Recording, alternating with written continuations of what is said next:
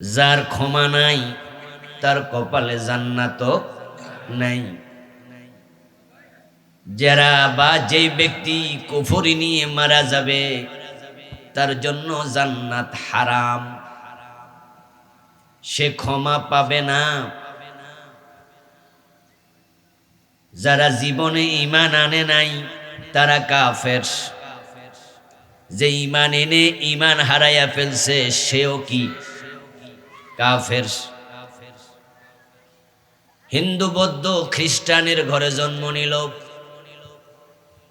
ঈমানের স্বাদ কোনোদিন পেল না, তার জন্য জাহান্নাম ওয়াজিব, জান্নাত হারাম। মুসলমান ছিল, নামাজ রোজাও করত, কিন্তু সেও এক পর্যায়ে ঈমান হারাইয়া ফেলল, ওর জন্য জান্নাত হারাম। কোন কাফেরের জন্য, মুশরিকের জন্য জান্নাত নাই। নিশ্চয় যারা ঈমান এনেছে তারপরে কুফরি করলো, তারপরে ঈমান আনলো, তারপর কুফরি করলো, তারপর কুফরি নিয়ে মারা গেল। এই যে আয়াত আপনাদের শোনালাম, এটা কি গত কয়দিন আগে নাজিল হয়েছে? রাসূলুল্লাহর উপরে তো নাজিল হলো সাহাবাদের যুগেই। তো এই আয়াতে কারিমা দিয়ে বোঝা যায় ঈমান আনার পরে ঈমান হারাইছে এমন ঘটনা রাসূলের যুগেও হয়েছে।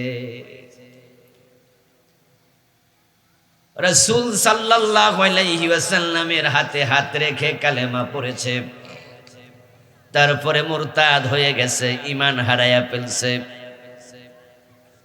এই ঘটনা যদি রাসূলের যুগে থাকে, এমন ঈমান হারা মানুষের সংখ্যা আজকের যুগে কমেছে না আরো বেড়েছে? আল্লাহর হাবিবের হাতে হাত রাখলো, কালেমা পড়লো, রাসূলুল্লাহর পিছনে নামাজ পড়লো, উনাকে দেখে ইসলাম নিল, তারপরে ঈমান হারালো। এখন আমরা রাসূল দেখি নাই, সাহাবী দেখি নাই, তাবি দেখি নাই, তাবে তাবি দেখি নাই।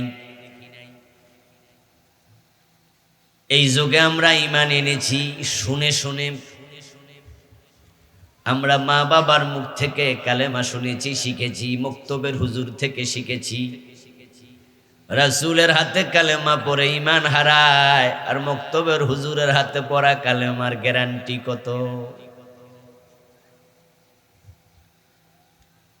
আল্লাহর নবী ছাড়া কারো ঈমানের গ্যারান্টি নাই।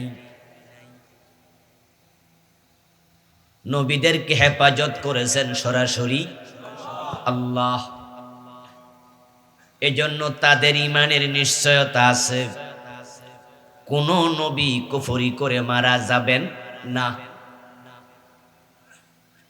যদি সাহাবীও কাফের হতে পারে, মুরতাদ হতে পারে, সাহাবী ছিল এখন আর সাহাবী নাই, ঈমানটা নাই, তো আমাদের অবস্থা তো আরো দুর্বল।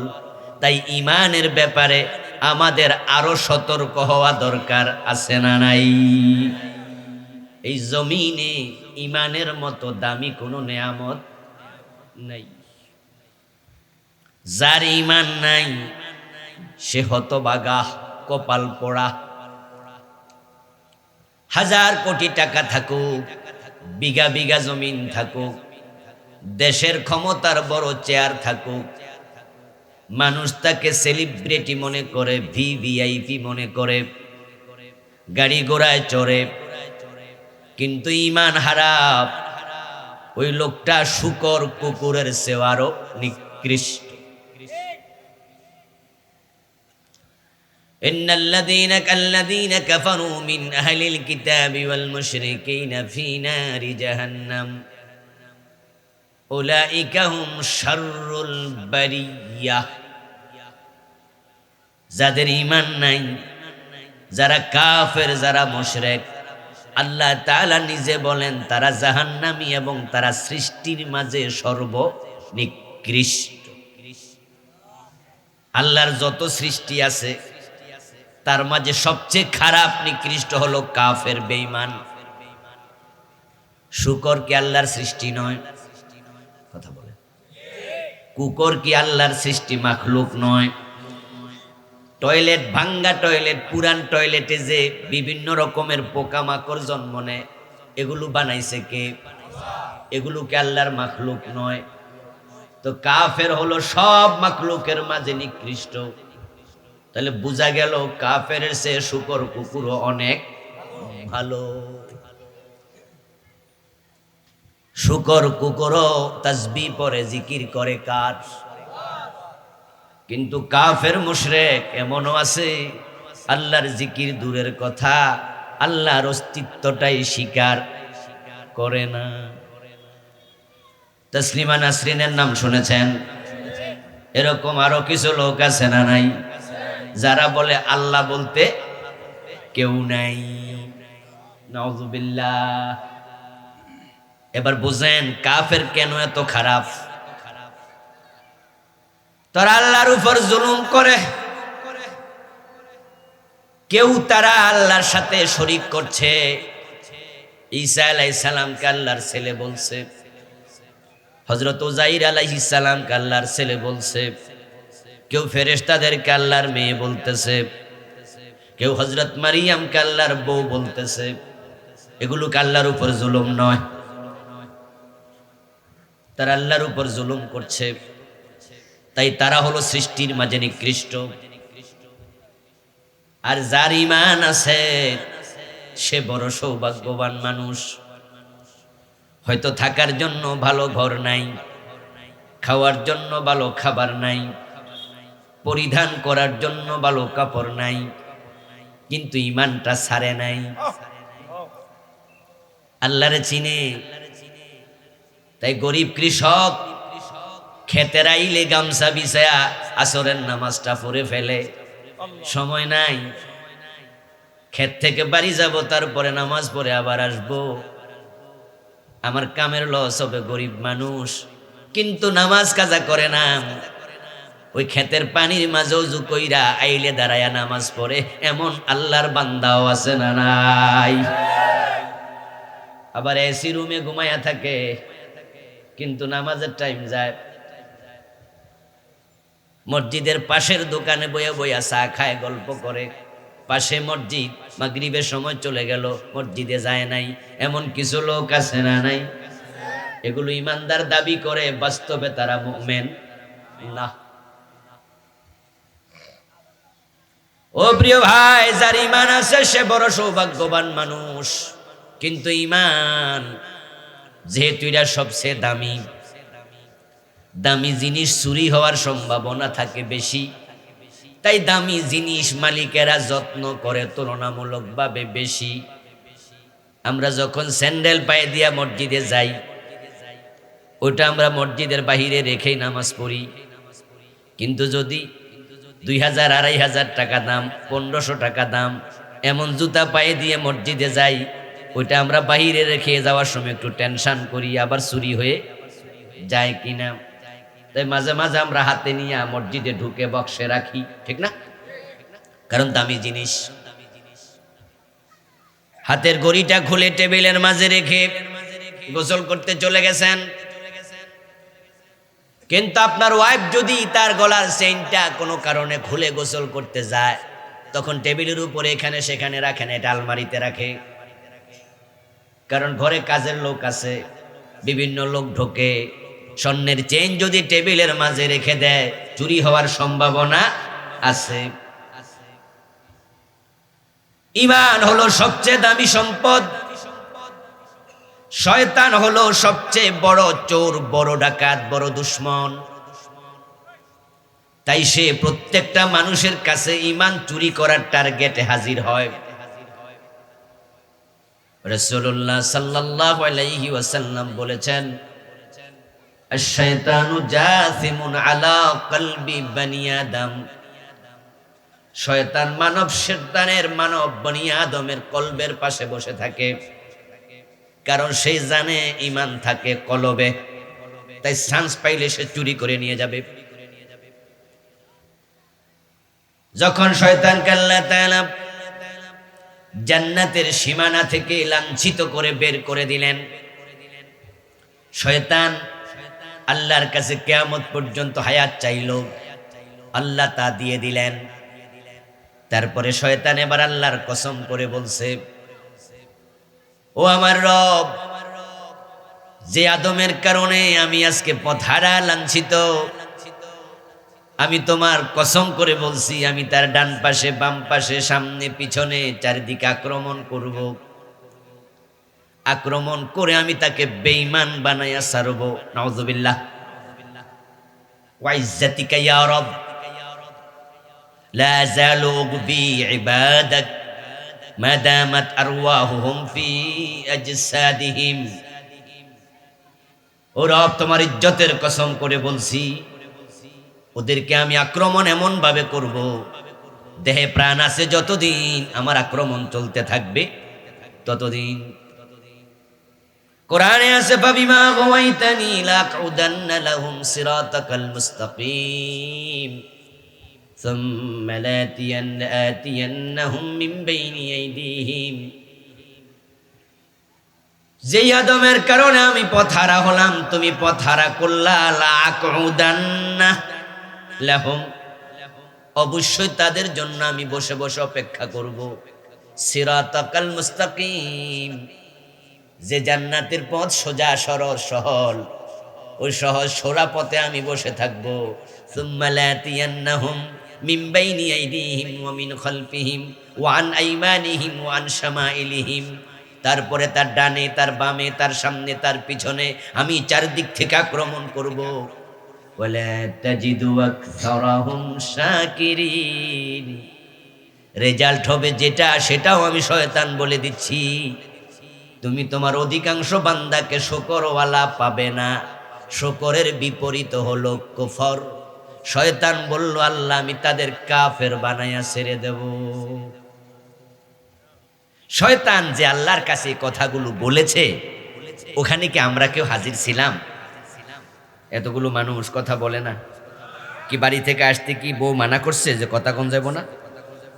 মানা করে নাই তো? কথা বলেন।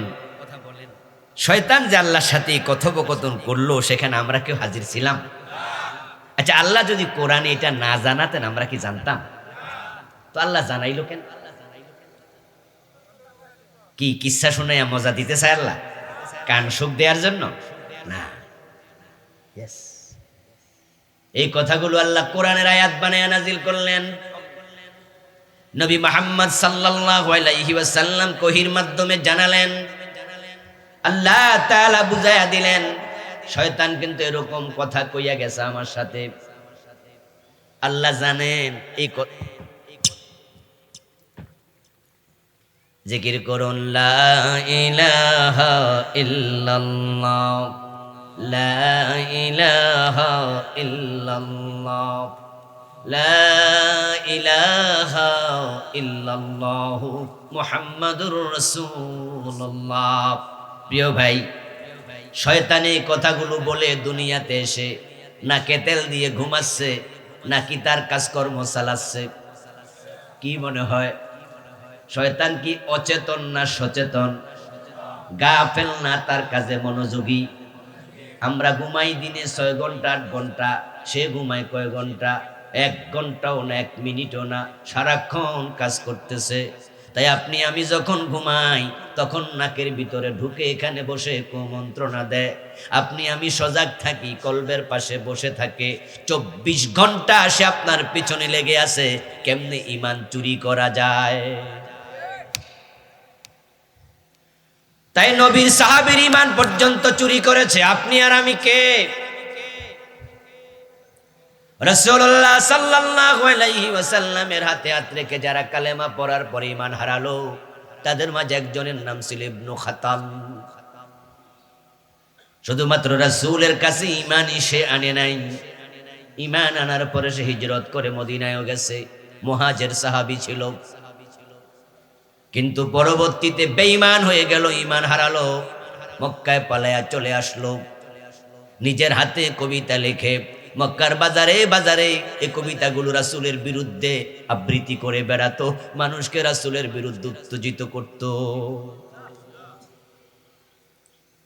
সাম্মাজদাদু কুফরা, ইমান হারাইয়া ইমানের বেঈমানের মাঝে সীমা লঙ্ঘন করেছে, কুফরিতে সীমা লঙ্ঘন করেছে, বেঈমানিতে। রাসূল যখন মক্কা বিজয় করলেন তখন তিনি ঘোষণা দিয়েছিলেন, লা তাসরিবা আলাইকুমুল ইয়াউম, আজকে তোমাদের জন্য ক্ষমা, প্রতিশোধ নেব না।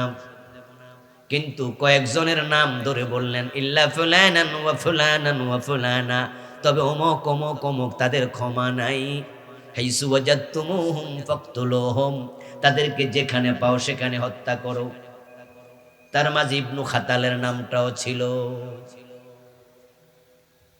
কুফরিতে সীমা লঙ্ঘন করেছে, মুরতাদ হয়ে গেছে, তার ক্ষমা। ইবনু খাতালকে সেদিন হত্যা করা হয়েছিল। ও প্রিয় ভাই, রাসূলের সাহাবী ঈমান হারা হয় কারণ শয়তান সাহাবীদের সাথেও আছে না নাই? নবীর সাথেও শয়তান ছিল। রাসূল নিজে বলেছেন, সব মানুষের সাথে একটা করে শয়তান আছে, আমি নবী মুহাম্মদ আমার সাথেও আছে, তবে ফাইন্নাহু আসলামা বি, আমার শয়তানটা আমার কাছে আত্মসমর্পণ করেছে, আমার কাছে মুসলমান হয়ে গেছে, আমার আনুগত্য করে, সে আমার সাথে কোনো দুশমনী। আল্লাহর হাবিবের সাথে যে শয়তান ছিল সে ভালো হয়েছে, কিন্তু আমাদের সাথে যে আছে হে ভালো হয়েছে। শয়তানি করে কিনা? রাতে ঘুমাইলে যৌবনকালে গোসল পর্যন্ত করাই আসছে, ঠিক না? কথা কয় না, মনে হয় ঘটনা জীবনও ঘটে নাই, সব আল্লাহর ওলি বসে আছে। আমার শয়তান সাহাবাদের সাথেও ছিল। ইবনু খাতালের ঈমানটা কেড়ে নিয়েছে। রাসূলুল্লাহ সাল্লাল্লাহু আলাইহি ওয়াসাল্লাম মেরাজ থেকে ফিরে এসে যখন মেরাজের ঘটনা বললেন, তখন নতুন ইমানদার কিছু মানুষ অস্বীকার করেছে মেরাজ, তারাও ঈমান হারা হয়ে গেছে। শয়তান তাদের ধোকায় ফেলে দিছে, কিন্তু আবু বকর সিদ্দিককে ধোকায় ফেলতে উনি শোনার সাথে সাথে বলছে, সাদাক্তা ইয়া রাসূলুল্লাহ, ও নবী আপনি যা বলেছেন মেরাজের ঘটনা সব সত্য, সুবহানাল্লাহ। কিন্তু নতুন কিছু নও মুসলিম যারা ঈমান এনেছিল তারা বলছে, কেমনে কেমনে এটা এক রাতে বাইতুল মুকাদ্দাস গেল, কেমনে আইলো কেমনে? আমরা তো জানি যাইতে লাগে 40 দিন, আসতে লাগে 40 দিন, 80 দিনের সফর উনি এক রাতে করছে, মানি না, ঈমান শেষ। আবু বকর সিদ্দিক রাদিয়াল্লাহু তাআলা আনহু যখন খলিফা হলেন, তখন একদল মুসলমান যাকাত দিতে অস্বীকার করে ঈমান হারাইছে। নামাজ মানে, রোজা মানে, কিন্তু যাকাত দেবে না। ঠিক আমাদের দেশেও নামাজ রোজা হজ যাকাত মানে, কিন্তু আল্লাহর আইনে দেড়শো লোক এটা মানে না, এমন লোক আছে না নাই? এগুলো ঈমান হারা, ঈমান হারা, এগুলোরও ঈমান নাই। ও প্রিয় ভাই, তারা নামাজ রোজা হজ যাকাত সব মানে, যাকাত দিতে অস্বীকার করেছে। কথা শুনে আবু বকর সিদ্দিক রাদিয়াল্লাহু তাআলা আনহু তিনি বললেন তাদের সাথে যুদ্ধ হবে, তারা ঈমান হারা হয়ে গেছে, যুদ্ধ হবে। হযরত ওমর রাদিয়াল্লাহু তাআলা আনহু আসলেন, আবু বকরকে বললেন, ও রাসূলের খলিফা, আপনি তাদের সাথে কেমনে যুদ্ধ করবেন? তারা তো কালেমা পড়ে, তারা তো নামাজ পড়ে। আবু বকর সিদ্দিক রাদিয়াল্লাহু তাআলা আনহু তখন বললেন, লা উকাতিলান্না মান ফাররাকা বাইনাস সালাতি ওয়াজ যাকাত, যারা নামাজ এবং যাকাত আলাদা করে তাদের সাথে যুদ্ধ চলবে। নামাজ মানি যাকাত মানি না, এই কথা বলার কোনো সুযোগ। নামাজ ফরজ করেছে কে? যাকাত ফরজ করেছে কে? আল্লাহর আইনে, আল্লাহর আইনে সমাজ দেশ চলবে, এটাও ফরজ করেছে কে? একটা মানি আর একটা মানি না, এটা বলার কোনো সুযোগ। শেষ পর্যন্ত আবু বকর যুদ্ধ করেছিলেন। হাদিসটা লম্বা, সেদিকে গেলাম না। মুসাইলামাতুল কাযযাব ভণ্ড নবী যখন সে নবুয়ত দাবি করল, তখন একদল মুসলমান তাকে নবী মানল। ঈমান আছে না গেছে? তারাও বেঈমান হয়ে গেল। কারণ কোরআন মাজিদ আল্লাহ তাআলা বিশ্ব নবীকে বলছেন খাতামান নাবিয়্যিন, তিনি শেষ নবী, উনার পরে আর নবী। তো মুসাইলামাতুল কাযযাব আমি নবী, তো যারা তারে নবী মানলো, কোরআনের এই আয়াত তারা অস্বীকার করলো, ঈমান। 1835 সালে আমাদের এই ভারত উপমহাদেশে গোলাম আহমদ কাদিয়ান নামে একজন ভদ্রলোক জন্ম নিল। উনি বড় হইয়া দাবি করছে উনিও নাকি নবী। একদল লোক গোলাম আহমদ কাদিয়ানকে নবী মনে করে, এখনো আছে না নাই? তাদেরকে আমরা বলি কাদিয়ানি। ওরা মোমেন না কাফের? কারণ তারাও কোরআনের খাতামান নবিয়্যিন আয়াত অংশ স্বীকারকারী। ও প্রিয় ভাইয়েরা, কতজন কত জায়গায় ধাক্কা খাইয়া কাফের হবে তার কোনো হিসাব নাই।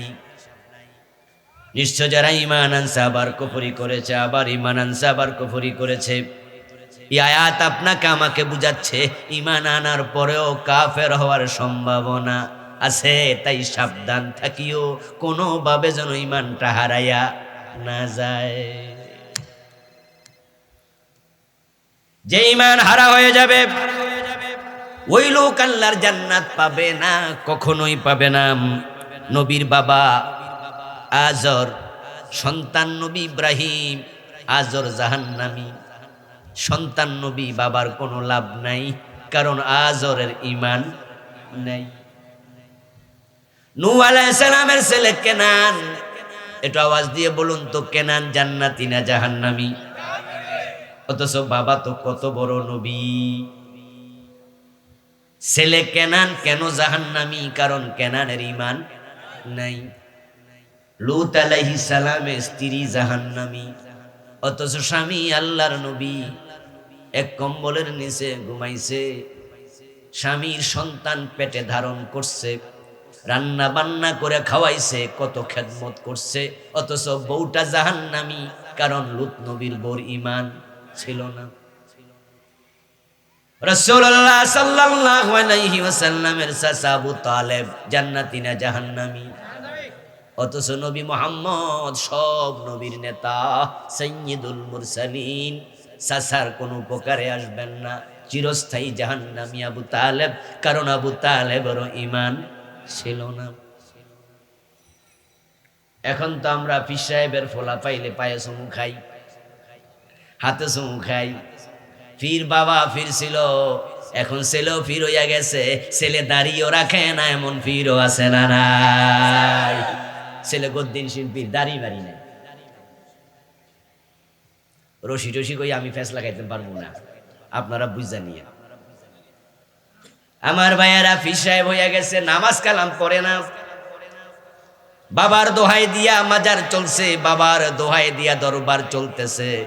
ছেলের কোনো যোগ্যতাই নাই, এমন কিছু অযোগ্য পীর আছে না নাই? আর আপনারা ভাবছেন বেটারে তাজিম করলে, সম্মান করলে আল্লাহ আপনারা জান্নাত দিয়ে দেবে? এত সোজা? এটা আমাদের দেশে রুক্ষতা, মানুষের চরম জাহালাত।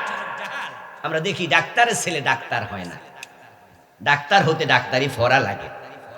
ইঞ্জিনিয়ার বাবা, তাই ছেলেও কি ইঞ্জিনিয়ার হয়ে গেছে? যে ছেলে ক্লাস 3-তে পড়ে, আপনি কোন যে আরে ইঞ্জিনিয়ারের ছেলে, বাহ তুমিও তো ইঞ্জিনিয়ার নাকি? এটা কি হয়?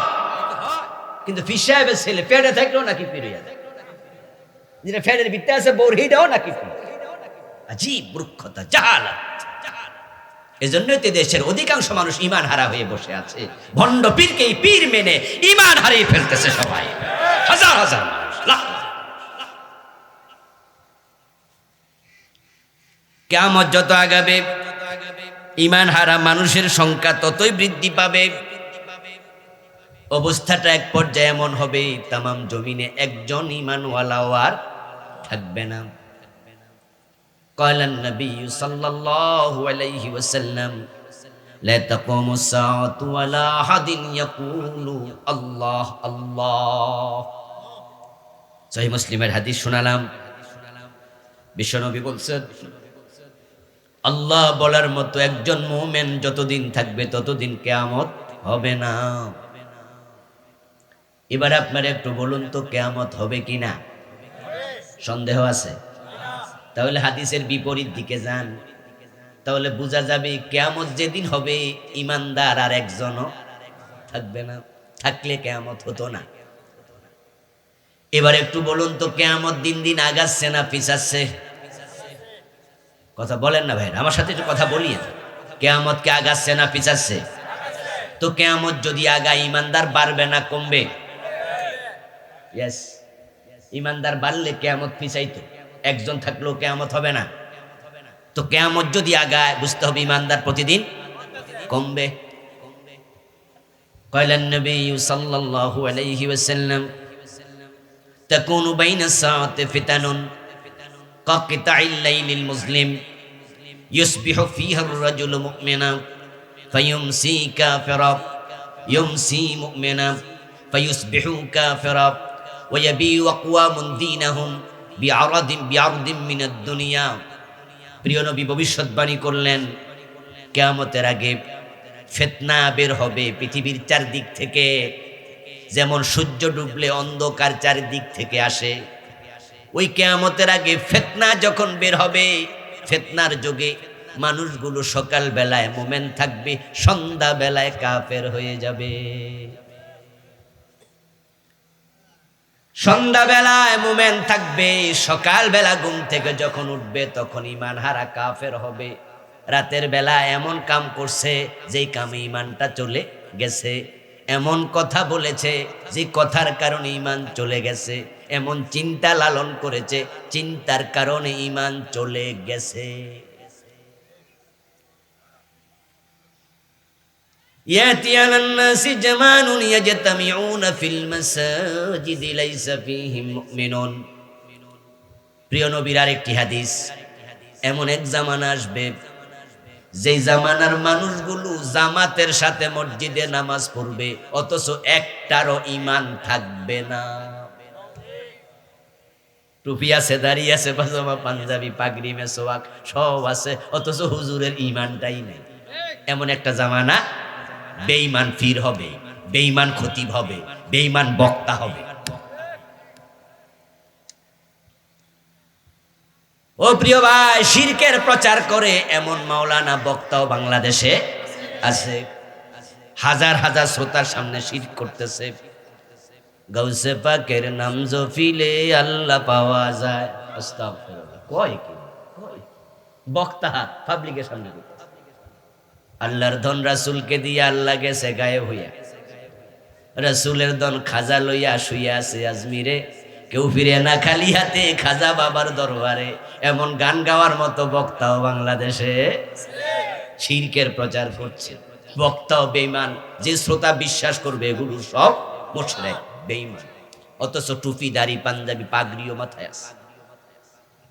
এগুলো রাসূলের ভবিষ্যৎবাণী। আপনি সামান্য হাসির খোরাক নেবেন, এটা যেন না হয়। প্রিয় নবী বলছেন ইয়াজতামিউনা ফিল মাসাজিদ। ইয়াজতামিউনা বহু বচনের শব্দ, মাসাজিদ বহু বচনের শব্দ।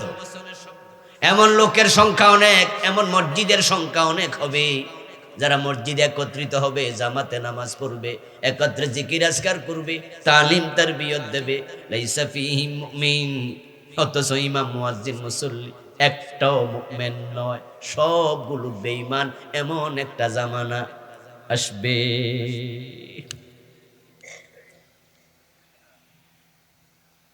ওই জামানা আসবে না, এসে গেছে, সেটাই ভাবনার বিষয় বন্ধু। আমি এমন মসজিদ চিনি যে মসজিদের ইমাম মুয়াজ্জিন মুসল্লি সবগুলো কাফের।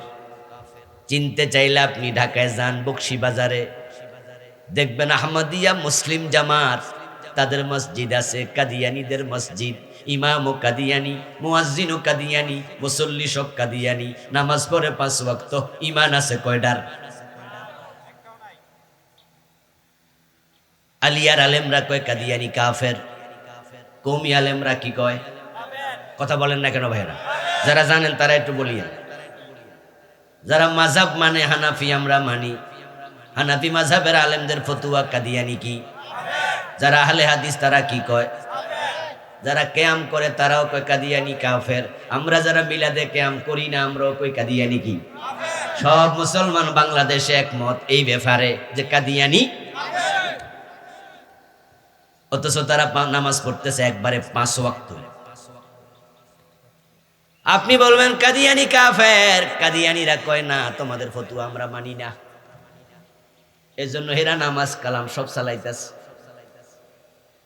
এক বেটা বউরে এক খাড়া 3 তালাক একসাথে মাইরা দিছে। তো পাশের এক মহিলা ওই বাড়িতে আইছিল ঘুরতে, ওই মহিলা জিব্বা কামড় দিয়া কয় ইন্না লিল্লাহ, কামডা করছে কি? অথচ যারে তালাক দিছে হে পান খায়, মহিলা হাসতেছে। তখন কই ভাবি আমনের জামাই 3 তালাক দিল, আমনে হাসেন? ওই রকম তালাক হে প্রতিদিন দেখ, কয়ডা আর নিমু? ওই বহুত আগে এসব দিতেছে, এই জন্য আমি তালাক এখন আর নেই না, কয়ডা আর নিমু দেখ। ওই স্বামীর দেয়া তালাক স্ত্রীর কাছে হালকা, কারণ স্ত্রী তালাকের মর্ম বোঝে না।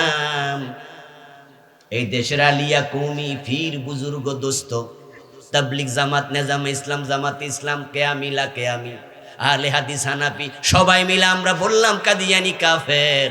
তাদের কাছে কুফরি এত হালকা, তারা আমাদের ফতুয়াটা মোটেও নিল না,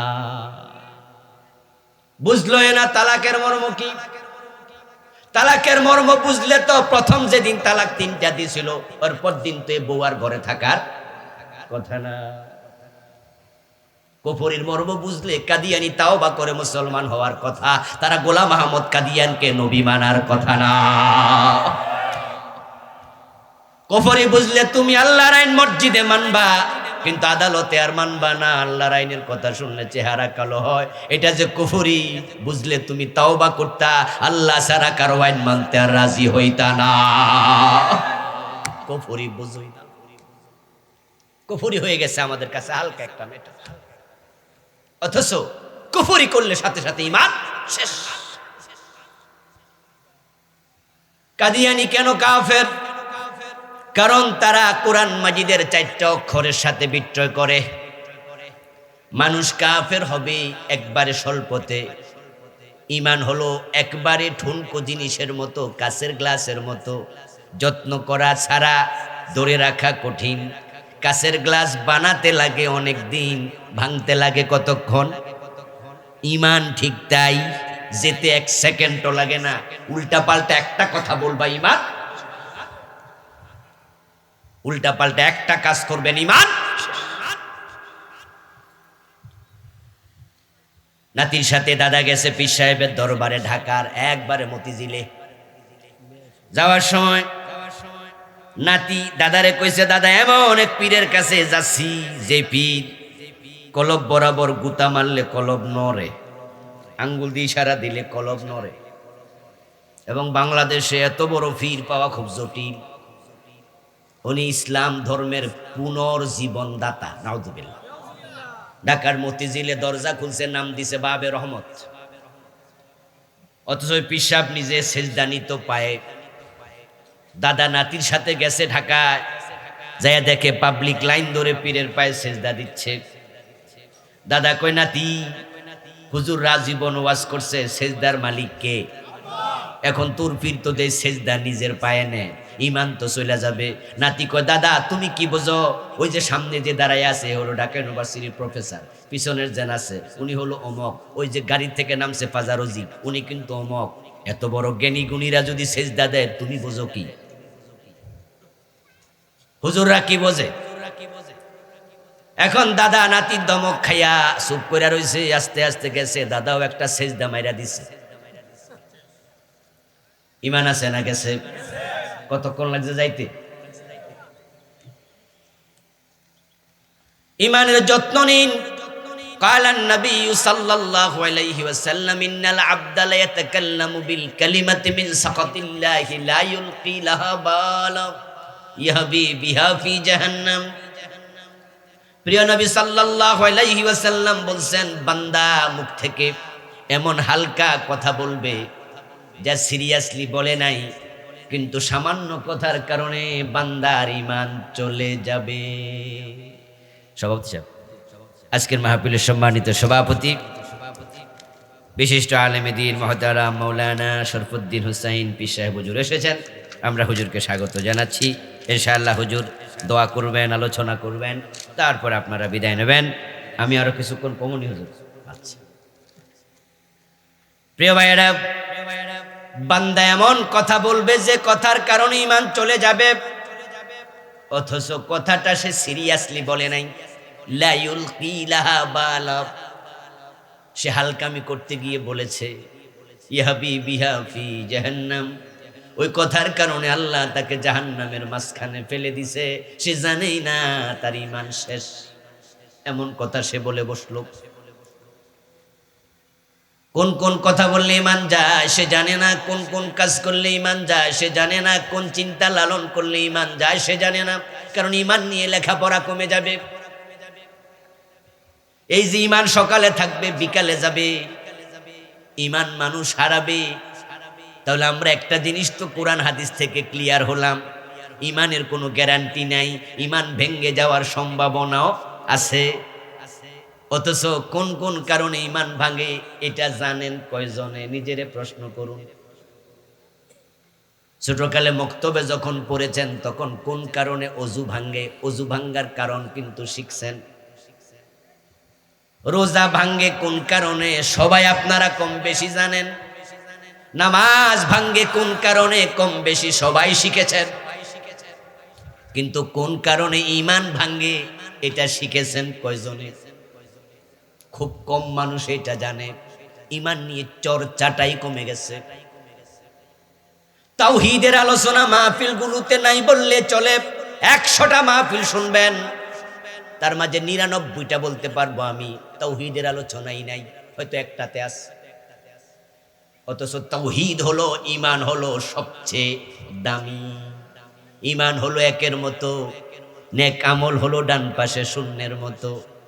এক যদি থাকে শূন্যের দাম আছে, এক যদি চলে যায় শূন্যের দাম আর নাই। ঈমানে যদি চলে যায় নামাজ পড়ে লাভ কি? কাদিয়ানি তো নামাজ 5 ওয়াক্ত পড়তেছে, লাভটা কি? মসজিদে গিয়ে আল্লাহরে সেজদা দিল, এই লোকটাই দরবারে গিয়ে পীরের পায়ে সেজদা দিল।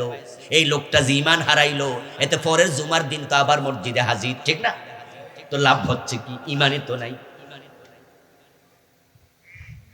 এ নিয়ে আমি বই লিখেছি, ঈমান কুফর ও নিফাক। এই গত অক্টোবরে লিখেছি, আমার লেখা মোট 6টা বই আছে, তার মাঝে এটা একবার লেটেস্ট। ঈমান ভঙ্গের 10 কারণ আমি লিখেছি এই বইতে। তার মাঝে প্রথম কারণটাই হলো কুফর, যা নিয়ে আমি এতক্ষণ আলোচনা করতেছি। কুফর হয় 56 কারণে, এই 56টি কারণ এখানে লিখেছি। এমন কথা আপনি বলবেন যে কথাটা কুফরি কালাম, ঈমান চলে যাবে। দোস্তকে বলতেছে তোমার সব ভালো, সব ঠিক আছে, কিন্তু একটা ঝামেলা আছে, কপালে কালো দাগ আছে, প্রমাণ করে নামাজ কাজা করছো না, তাহাজ্জুদও পড়ো। মুস্কি হাসি দিয়ে কয় ঠিক কইছ, আলহামদুলিল্লাহ। রোজা তো রাখোই, হজ তো তোমার সাথে আমি নিজেই করেছি, উমরা তো করো প্রতি বছরে, চান্স পাইলে 1বার 2বার। কিন্তু নির্বাচন যখন আসে তখন তোমরা ওই ব্রিটিশ আইনের পক্ষে নির্বাচন করো, যারা আল্লাহর আইনের পক্ষে না তাদের জিন্দাবাদ দাও, ভোট দাও, টাকা দাও। এই কামটা তোমার ভালো না, ইসলামে পুরাপুরি চলে আসো। দোস্ত কই বেটা তোর একটা দোষ, সব জায়গায় ইসলাম খোঁজস। এমন কথা বলা লোক আছে না? তোর একটা দোষ, তুই সব জায়গায় ইসলাম ইসলাম। আরে বেটা সব জায়গায় কি আর মানা যায়? বাবা করছে এই রাজনীতি, দাদা করছে এই রাজনীতি, এটা কি সারণ যায়নি? এই যে তোর একটা দোষ, সব জায়গায় ইসলাম খোঁজস, এটা কুফরি কালাম। কুফর কি? কুফর ঈমানের বিপরীত। তাহলে ঈমান কি? ঈমান হলো কোরআনের বিসমিল্লাহর বা থেকে মিনাল জিন্নাতি ওয়ান নাসের সিন পর্যন্ত যা আছে সবটা মানার নাম ঈমান, একটার সাথে দ্বিমত করার নাম কুফর। কাফের হওয়ার জন্য পুরা কোরআন অস্বীকার করার প্রয়োজন নাই। কোরআনের একটা মেসেজ, একটা হরফ অস্বীকার করলে ঈমান শেষ। আল্লাহ বলছে উদখুলু ফিস সিলমি কাফা, ইসলামে পরিপূর্ণ প্রবেশ করো। আর দোস্ত কয় তোর একটা দোষ, সব জায়গায় ইসলাম খোঁজস। তো আল্লাহ তো কইছে সব জায়গায় ইসলাম লাগবে, ঠিক না? সব জায়গায় ইসলাম, পুরা জীবনে ইসলাম, বটম থেকে টপ, পাকঘর থেকে সংসদ ভবন, চুলকাটা থেকে রাষ্ট্র পরিচালনা, ব্যক্তি জীবন থেকে আন্তর্জাতিক বলয়। আপনি আছেন যেখানে ইসলাম থাকবেই, কোনো কথা নাই। আমানতু বিল্লাহি কামা হুয়া বিআসমাইহি ওয়া সিফাতিহি, আছে না? ছোটকালে মুক্ত বই পড়ছেন না? আমানতু বিল্লাহি কামা হুয়া বিআসমাইহি ওয়া সিফাতিহি, ঈমান এনেছি আল্লাহর উপরে, তার নাম এবং সিফাত সহ। এখানে কালেমা শেষ না।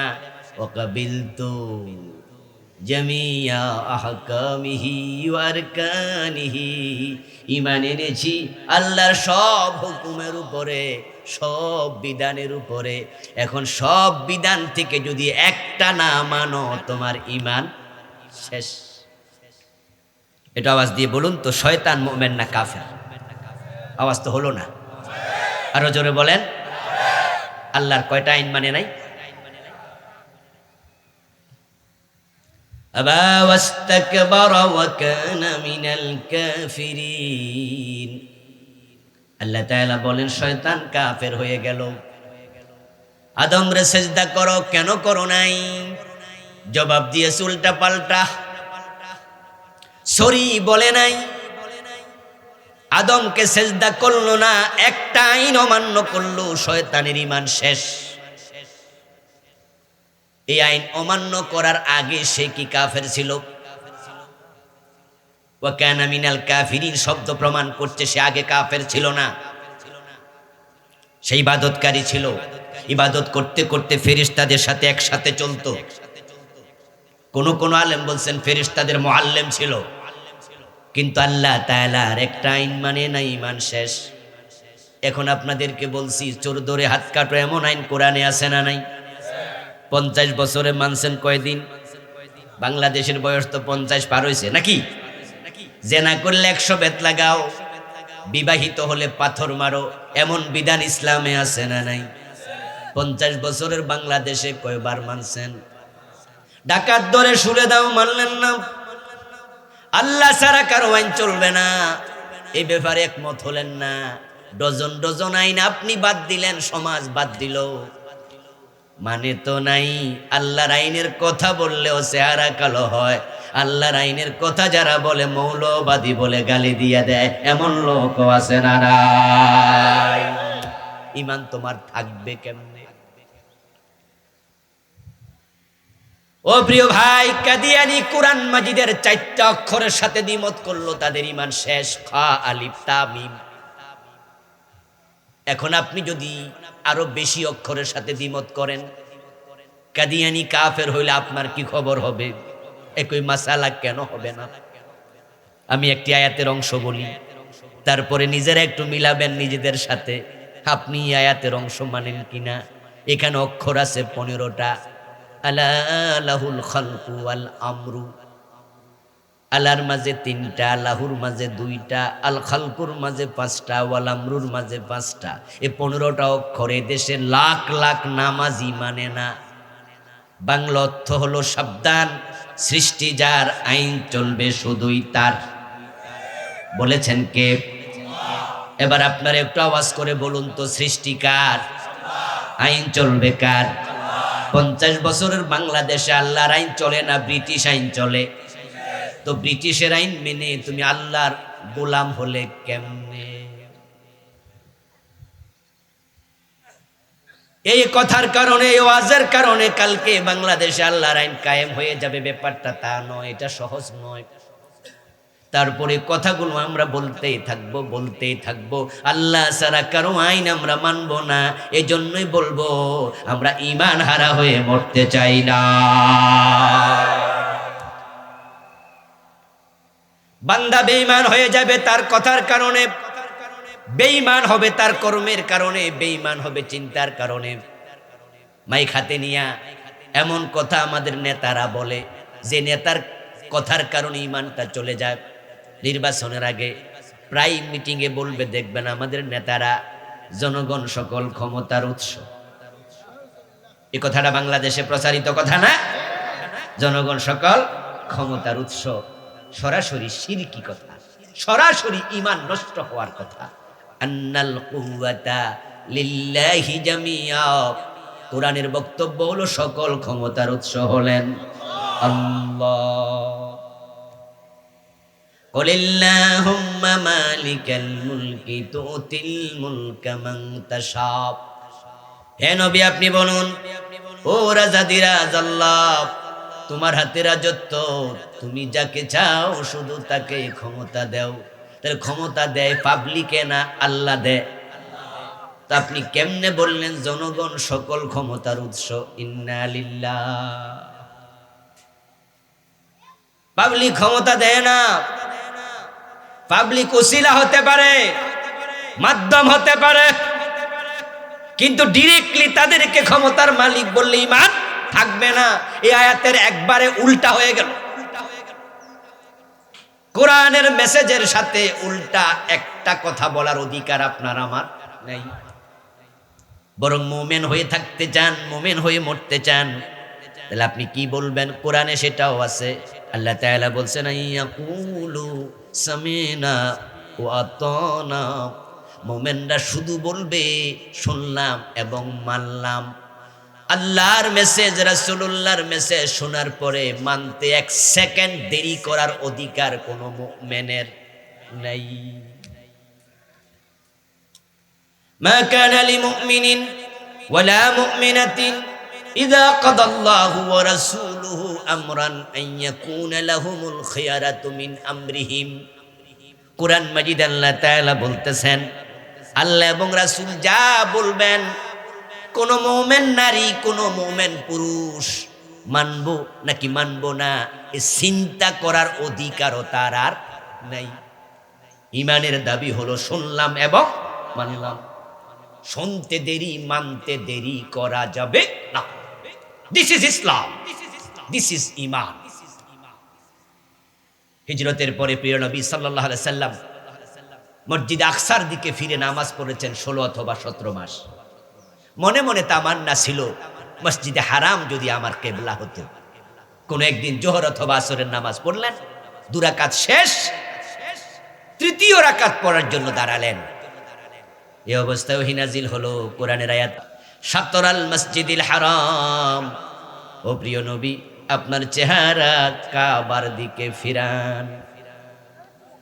2 রাকাত বাকি আছে, ওহী নাজিল হয়েছে। কোন ওহী আসছে বলার আগে কোন সাহাবীও জানতো না। ওহী গোপনে কলবে আসতো। আল্লাহর নবী মনে মনে ভাবতে পারতেন এই ওয়াক্ত যেহেতু মসজিদ আকসার দিকে পড়েছি, শেষ করে এলাই, পরের ওয়াক্তে ফিরমু। রাসূল এটা করেন নাই, বরং ওহী আসার সাথে সাথে নামাজের ভিতরে তিনি কাবার দিকে ফিরে গেছেন। রাসূল যখন ফিরেছেন, পিছনে সাহাবারা মুক্তাদি ছিল, তারাও রাসূলকে দেখে সাথে সাথে কাবার দিকে ফিরে গেছে। আল্লাহর বিধানের এইটাই নিয়ম, আসতে দেরি, মানতে দেরি করা যাবে না। আর আল্লাহ কয় সর ধরে হাত কাটো। 50 বছর চলে গেল, রমজানে তেলাওয়াত করে, কোরআন খতম করে, আইন মানার কোনো খবর নেই। রাসূলের ইসলাম আর আমাদের ইসলাম এই হলো তফাৎ। মদ ছিল আরব মানুষের মজ্জার সাথে জড়িত, অস্থির সাথে জড়িত একটি বিষয়। 3টি ডব্লিউ ছিল আরবের মানুষের মজ্জাগত: ওয়াইন, ওমেন অ্যান্ড ওয়ার, নারী, যুদ্ধ এবং মদ। প্রতিদিন মদ পান করত কয়েকবার, পানির মতো আমরা যেমন পানি পান করি তারা মদ পান করত। কিন্তু যেদিন মদ হারাম হয়ে গেল, ইন্নামাল খামরু ওয়াল মাইসির ওয়াল আনসাবু ওয়াল আজলাম রিজসুম মিন আমালি শাইতান ফাজতানিবু। মদ আর খাইও না, এটা হারাম। প্রিয় নবী সাল্লাল্লাহু আলাইহি ওয়াসাল্লাম এই আয়াত নাজিল হওয়ার সাথে সাথে কয়েকজন সাহাবীকে দায়িত্ব দিলেন, যাও মদিনার অলিতে গলিতে ঘোষণা করে দাও, কাদ হুররিমাল খামর, মদ হারাম করা হয়েছে। ওদিন তাফসিরে পাওয়া যায় মদিনার গলিতে মদের বন্যা বয়ে গেছে। যাদের মটকাতে মদ ভিজানো ছিল মটকা ঢেলে দিয়েছে, যাদের গ্লাসের মাঝে মদ ছিল ফেলে দিয়েছে, খাওয়ার জন্য মুখের কাছে নিয়েছে ফেলে দিয়েছে, গালের ভিতর মদ ছিল ফেলে দিয়েছে, কেউ খেয়েছেন গালে আঙ্গুল দিয়ে বমি করে দিয়েছে, মৃত্যু পর্যন্ত আর কোনোদিন মদ পান করেন নাই। This is Islam, this is ঈমান। আপনার আমারটা তো সস্তা ঈমান। দেখা হবে হাসরের মাঠে আল্লাহর সাথে, সেদিন আল্লাহ বলবে তুই বেঈমান, তোর ঈমানটাই ছিল না। এমন কথা মানুষ বলবে, এমন চিন্তা লালন করবে, চিন্তার কারণে ঈমান তোমার শেষ। এই যে চিন্তা, কেমনে মানুষের ঈমান খায়, কয়দিন আগে নতুন বই যখন বাচ্চাদের হাতে আসছে, ক্লাস 6-এর সমাজ বিজ্ঞান বইতে দেখা গেল ঢুকায় দিছে মানুষ নাকি বান্দর ছিল। বিবর্তনবাদ সিলেবাসে ঢুকাই দিছিল। আমাদের প্রতিবাদের কারণে সেটা উড্ড করেছে, বাতিল করেছে। যদি উড্ড না করত, আমাদের বাচ্চাগুলো ক্লাস 6-এ বেঈমান হয়ে যেত। চিন্তার মাঝে পেঁচ লাগাই দিছিল, বিশ্বাস নষ্ট করে দিয়েছিল। কোথাকার কোন ডারউইন বলেছে মানুষের পূর্বপুরুষ বান্দর ছিল। আজীব থিওরি, আজীব থিওরি। আমি আশ্চর্য হই, আরে হে বেটা বান্দর পাইল কই? আল্লাহর বক্তব্য কি? লাকাদ খালাকনাল ইনসানা মিন সুলালাতিন মিন তিন। আমি মানুষকে বানাইছি মাটির নির্যাস থেকে, মিন হামাইম মাসনুন, কাদা মাটি থেকে, মিন তিনিল লাযিব, এঁটেল মাটি থেকে, মিন সালসালিন কাল ফাখার, ঠনটনে শুকনা মাটি থেকে আমি আদমকে বানালাম 60 গজ লম্বা করে। রাসূলুল্লাহ বলেন ওই মাটির আদমের মাঝে আল্লাহ যখন রূহ ফুঁকে দিলেন, তখন আদম মাংস এবং রক্ত হাড্ডির বডি পরিণত হয়ে গেল। আদম আলাইহিস সালাম দাঁড়ায়া গেলেন, হাসি দিলেন, আলহামদুলিল্লাহ প্রথম বাক্য তার মুখ থেকে আসলো। তারপরে তিনি ফেরেশতাদেরকে সালাম দিতে নির্দেশিত হলেন, সালাম দিল। ওই আদমের বাম পাজরের হাড্ডি থেকে আল্লাহ মা হাওয়াকে বানালো। তারপর তাদের দুজনের মাঝ থেকে ওয়াবাসসা মিনহুমা রিজালান কাসীরা ওয়া নিসাআ, লাখ লাখ মানুষ দুনিয়াতে ছড়ায়া দিল। এই হলো মানুষ দুনিয়াতে আসার কাহিনী। এর মাঝখানে বান্দরটা ফাইল কই? আমি বুঝি না, এইটা ফাইল বান্দর ঢুকলো কোথায়? ও ডারউইন এই থিওরি লেখার আগে আমার মনে হয় এমন বেশি পরিমাণ গাঁজা খাইছে, মাথা ঠিক ছিল না। হয়তো গাঁজার ডেট ওভার ছিল, মাত্রাও একটু। আচ্ছা, বোয়াল মাছের সাথে পাবদা মাছের একটা মিল আছে না? তাই বলে কি কেউ বলছে যে বোয়াল মাছ পাবদা মাছের পূর্বপুরুষ? মানুষের চেহারার সাথে বান্দরের চেহারার মিল আছে। আচ্ছা, হনুমানের সাথে মিল নাই, তো হনুমানকে পূর্বপুরুষ বলবা না? আমাদের ক্লাসে সিলেবাসে ঢুকায় দিছে 92% মুসলমানের দেশ। আজীব। এটা যদি কোনো মানুষ বিশ্বাস করে, কোরআন মাজিদের এই সবগুলো আয়াত স্বীকার করলো, কোরআনের একটা অক্ষর স্বীকার করলে ঈমান যায়, আর এতগুলো আয়াত স্বীকার করলে ঈমান থাকতো কেমনে? এখন সিলেবাস থেকে এটা সরাইছে, কিন্তু আমাদের একটা দাবি থাকবে, আমাদের গভর্নমেন্টের কাছে যারা এই ষড়যন্ত্র করেছিল তাদেরকে ছাড় দেয়া যাবে না, বিচারের আওতায় আনতেই হবে। এবং এই সিলেবাস সংশোধন করতে গেলে দেশের কোটি কোটি টাকা খরচ হবে। এগুলো ওই কয়টা জালেম ওদের জরিমানা করে আদায় করা দরকার। ভবিষ্যতে সাহস আর কেউ করবে। 10 কারণে ঈমান যায়। প্রথম কারণ কুফর। ওই কুফর হয় 56 কারণে লিখেছি বইটাতে। দ্বিতীয় কারণ যেটা ঈমান যাওয়ার, সেটা হলো শিরিক। এখন বাংলাদেশে শিরিক চলছে দেদারসে। এ নিয়ে কয়েক বছর আগে আরেকটা বই লিখেছি, এটা নাম দিয়েছি প্রচলিত শিরিক ও তা থেকে বাঁচার উপায়। এখানে লিখছি বাংলাদেশে চলমান 29টা শিরিক। যেই এলাকায় একটা মাজার আছে, হক্কানি ফির আর বেহক্কানি যেই ফিরে হোক, মাজারে শিরিক হয় না এমন মাজারের সংখ্যা খুব কম।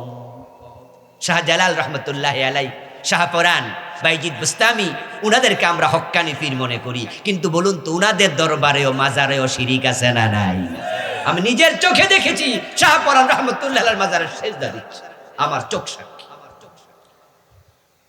আর গত 15-20 দিন আগে বাইজিদ বুস্তামির ওখানে গিয়েছিলাম চট্টগ্রামে, সেখানে দেখলাম তো শিরকে চলছে এভেলেবেল। মাজারের পিছনে 3-4টা গাছ আছে, রশি বাইন্দা এক একটা গাছকে এত মোটা বানাই ফেলছে। কেন রশি বাঁধে? লাল লাল রশি। এখানে নাকি মনে কোনো এরাদা নিয়ে রশি বানলে মনের এরাদা ফলে যায়। ও মিয়া, গাছ তোমার এরাদা ফলাবে, রশি এরাদা ফলাবে, দেয়া না দেয়ার মালিক একমাত্র কে? শিরক চলছে প্রকাশ। মাজারে মানত করছে, অথচ মানত হবে শুধু আল্লাহর নামে। এটা ইবাদত। ইবাদত আল্লাহ ছাড়া কারোর জন্য করা যায় না। মাজারের নামে শপথ করে, মাজারে টাকা দেয়, পয়সা দেয়, গরু দেয়, ছাগল। আস্তাগফিরুল্লাহ আল-আযীম। মানুষ শিরক করছে, দেদারছে, শিরিক করতে করতে করতে করতে শিরক এখন জায়েজ হয়ে গেছে আমাদের কাছে। অবস্থা এমন হলো যে রাসূলকে ভালোবাসতে গিয়েও শিরিক করছে। রাসূলকে মানুষ বলা যাবে না, রাসূল মানুষ না। মোহাম্মদ খোদা নিহি আগর খোদা সে জুদা বিনিহি।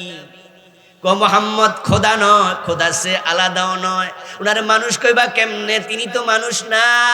কি জিন কই না, ফেরেশতা কই না, তাহলে কি কই? কিও না, আবেগে পাইছে।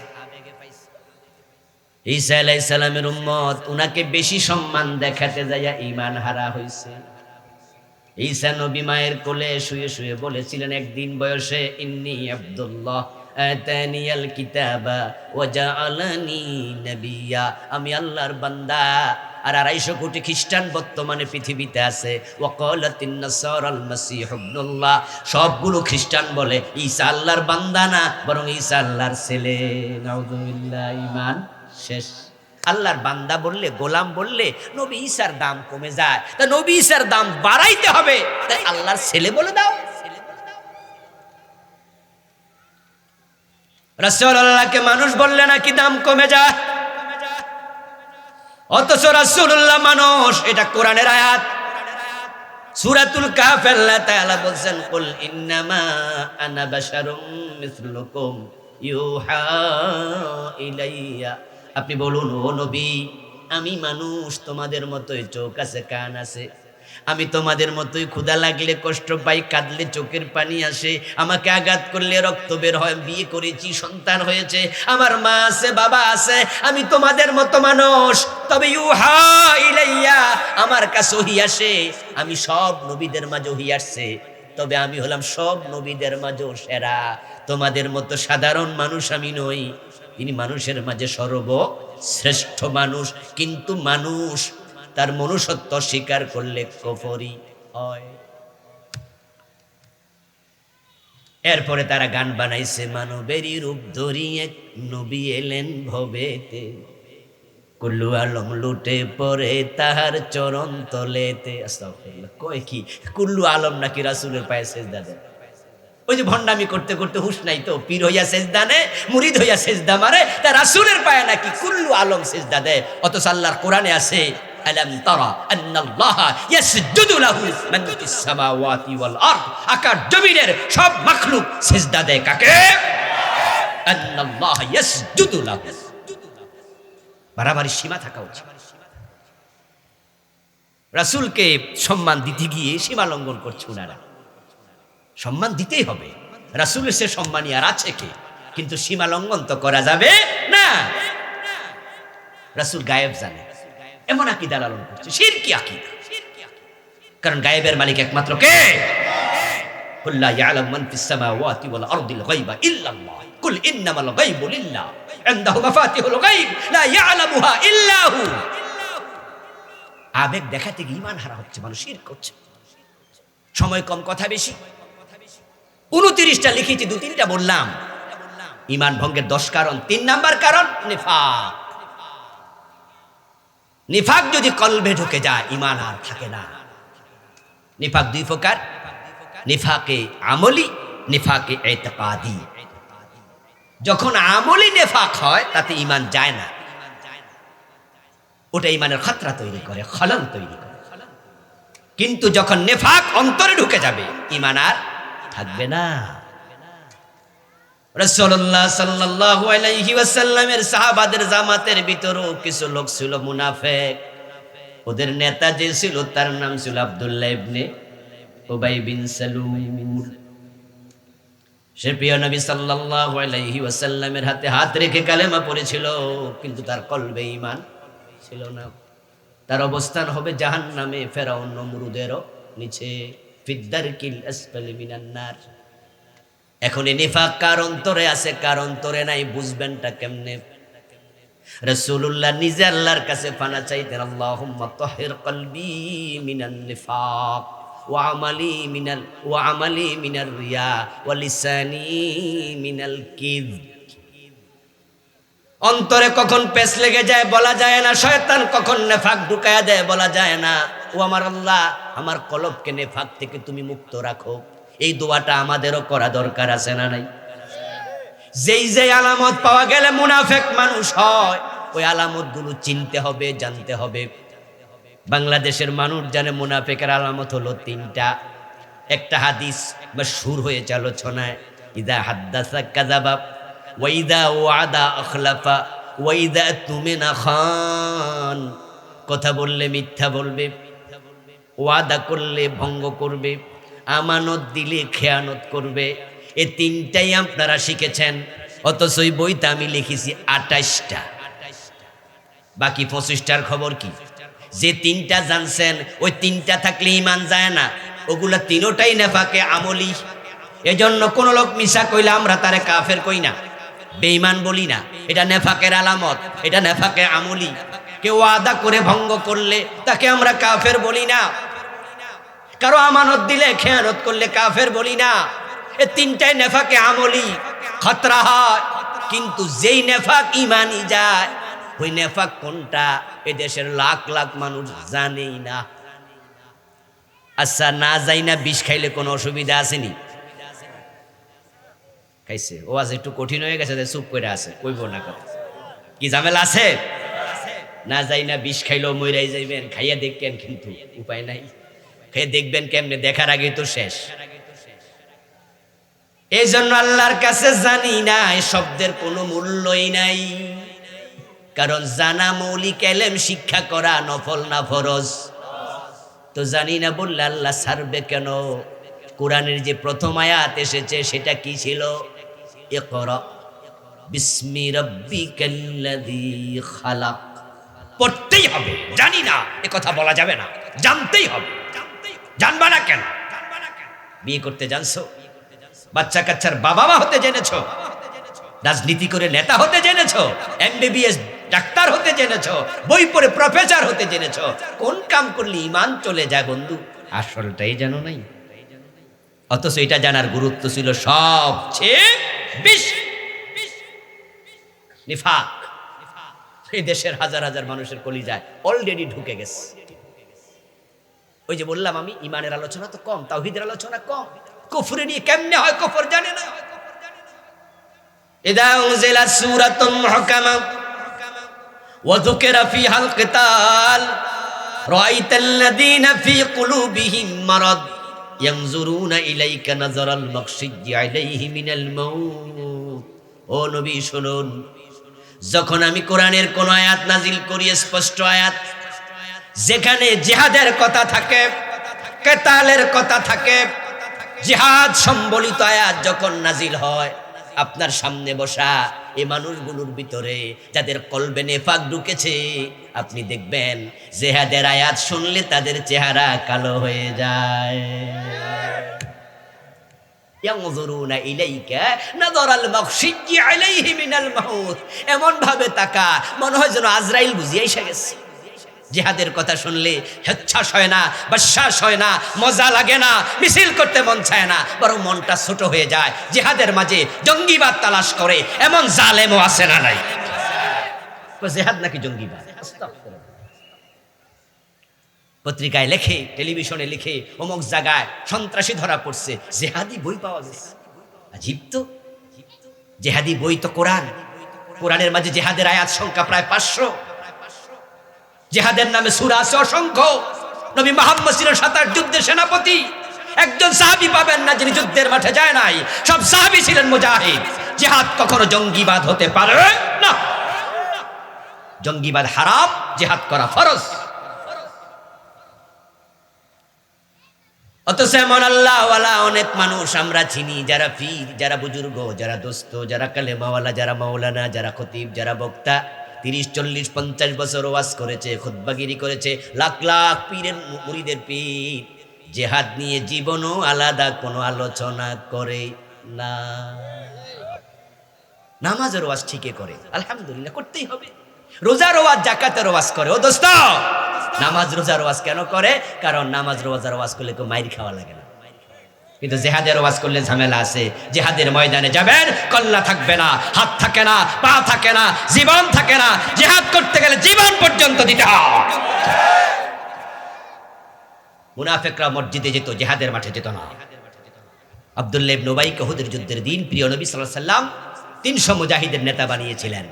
সে বেটা অর্ধেক জায়গায় পলায়ে চলে আসছে মাকামে সাউদ থেকে, যুদ্ধের মাঠে যায়নি।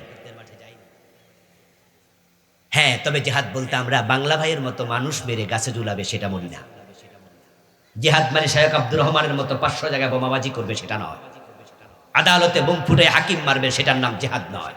সিনেমা হলে বোমা মেরে নিরীহ দর্শক মারবেন সেটার নাম জেহাদ নয়। জেহাদ আক্রমণ করা নয়, জেহাদ মানুষকে হত্যা করা নয়। ইসলামের জেহাদ মানে হলো অন্যায় যেখানে প্রতিরোধ সেখানে, শুরু হবে মুখ দিয়ে, প্রয়োজনে শেষ হবে তলোয়ার দিয়ে।